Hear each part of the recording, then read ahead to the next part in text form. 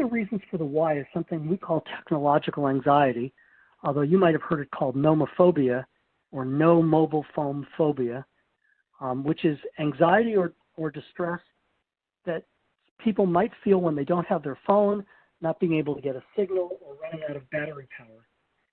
And so we've done some studying on that, and this is a study done by my colleague Nancy Cheever, where she brought college students into a big room.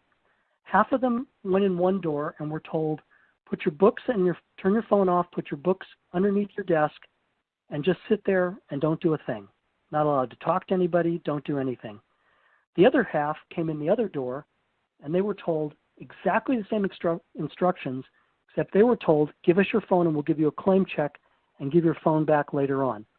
So we really thought we were looking at, is there a difference between having your phone nearby or having it taken away and removed? Spoiler alert, turns out it didn't make a bit of difference. If they couldn't access their phone, they all acted the same way.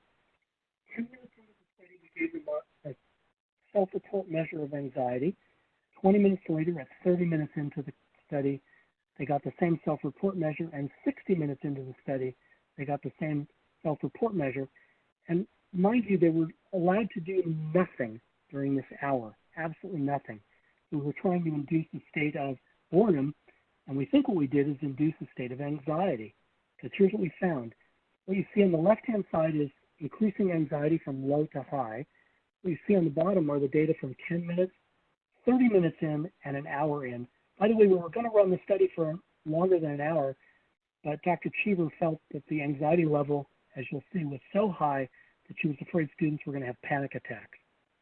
So here's our light daily phone users.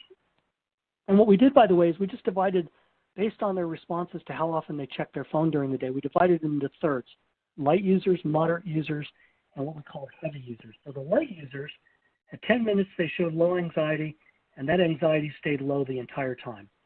The moderate users, however, started at the same point, but 30 minutes in, they started to get anxious, but that leveled off at a moderate anxiety level. What do you think happened to the heavy users? The heavy users, 10 minutes in, were already more anxious, 30 minutes in were highly anxious, and 60 minutes in were on the border between anxiety and a panic attack.